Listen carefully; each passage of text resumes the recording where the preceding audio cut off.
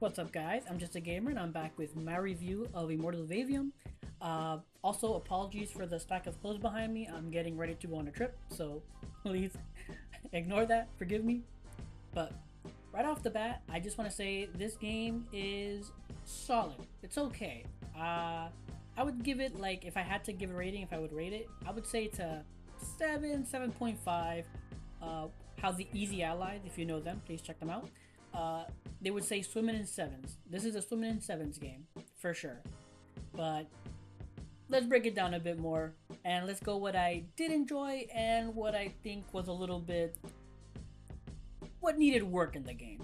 For those of you who don't know, Immortals of Aveum is a magical first-person shooter. You have three different types of magic, and even within those three different types of magic, you have different abilities. And depending on the equipment you have, you can use different types of attacks that go with those abilities. And it's just the game does a really good job of giving you variety, and you can build your character in a bunch of different ways. I can see completely different builds from my build and just different types of focuses on different types of magic. Again, it's just a lot of variety, and that's not including some of the bigger, large impact spells and even auxiliary spells that are used not just for combat but for traversing and exploring and solving puzzles in the world. Overall, combat feels really solid. Your abilities have a nice impact to them, and again, the variety you use of abilities you have is really great. And the enemy variation is also really good. There's enemies that have shield, there's enemies that melee you, there's enemies that use special attacks, there's big, small enemies. Again, a good variety of different enemy types. I will say that sometimes it can get a little too chaotic with some of the quicker enemies or the enemies that have abilities that let them like teleport or like dash or fly, because you'll be like looking around trying to figure out where they're moving to while trying to dodge the people around you, and it can sometimes I feel it's like a bit too chaotic. Like honestly, my go-to strategy through most of the game was to get as far back as possible to make sure all the enemies are in my field of vision, and then start gunning them down, then start shooting. And you have certain abilities that they're really best when you're up front in it, up close, and in their face. But for me, I felt like it was sometimes too chaotic to keep track of some of the faster characters, even some of the bigger characters, like the way they would jump and move. It was hard to keep track of them sometimes. Again, maybe that's just me, maybe I just suck at the game, but it sometimes felt a bit too chaotic. And there were certain points where like I got surrounded by so many enemies that I just couldn't see what the heck was going on. So yeah, again, overall, combat is good, fine, dandy, and it ran great. I didn't see any real problems during gameplay. Maybe the occasional pop in, but I even then I'm trying to think of it. I don't think I did see it. It seemed to run pretty great, and I was playing on PS5.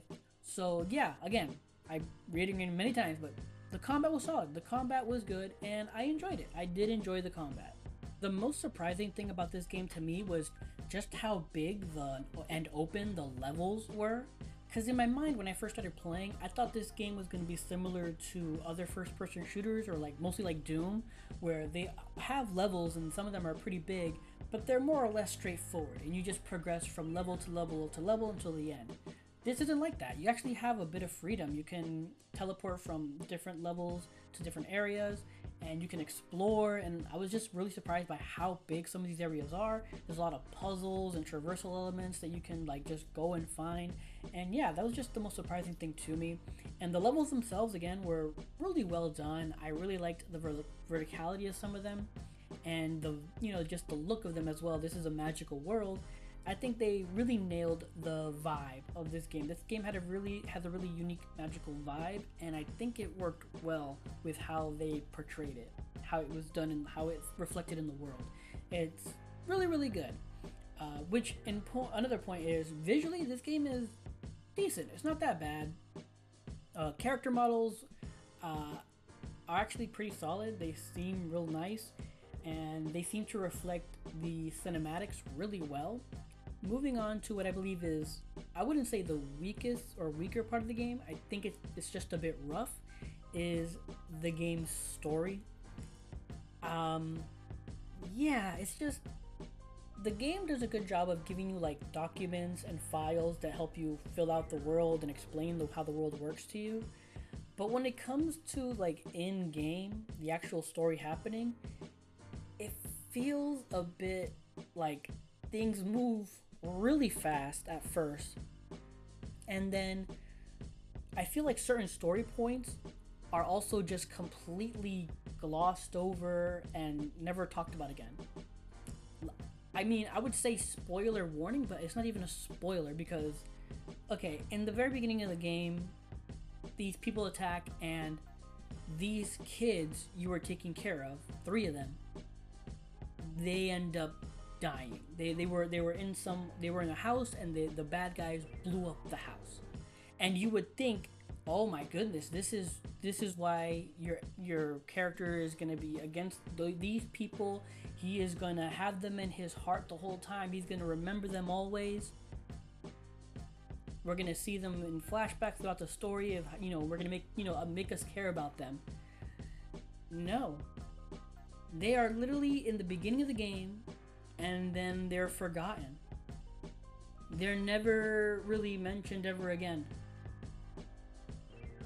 I even like very late into the game, when you think it would be the most appropriate for them to come back up, even in conversation and even in debates between certain characters, no, they're just completely forgotten.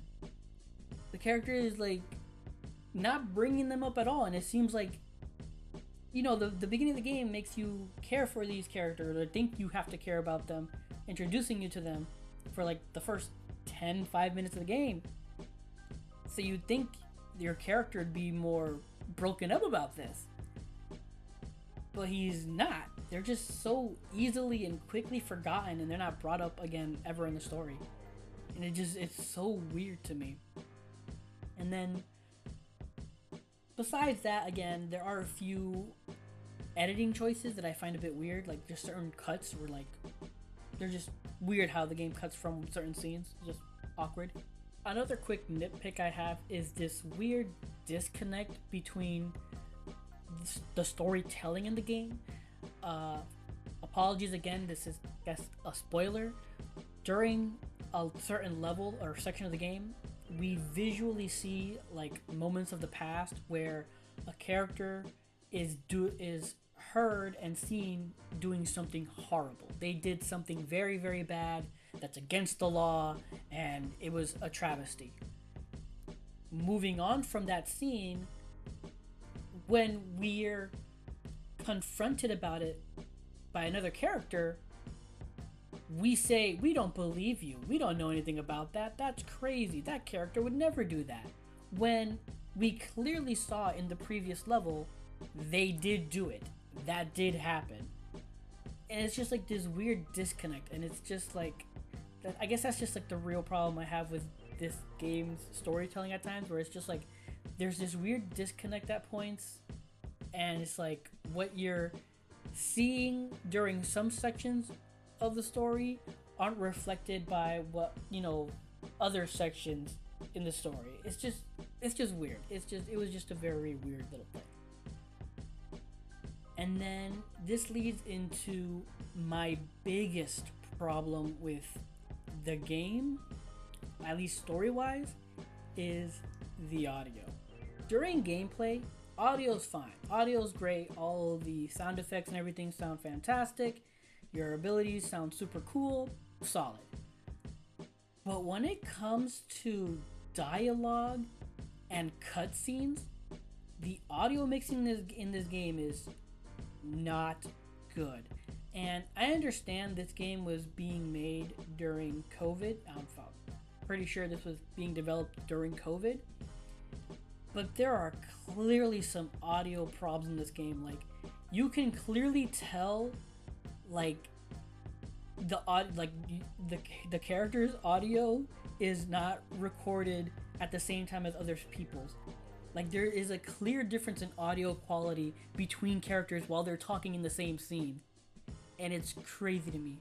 And then even during cutscenes of like battle and stuff like that, there's like there would be like no ambient sound. There'd be like your footsteps, maybe one explosion here or there, but there was like no ambient sound. It's like it was felt very hollow. Like it was just the audio mixing in this game during story cutscenes and dialogue was just not good, and I think it's the biggest strike against this game.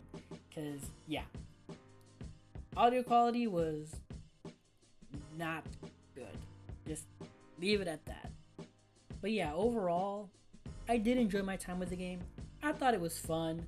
Again, as Easy Allies would put it, swimming in sevens. This is easily a 7.5 in my book.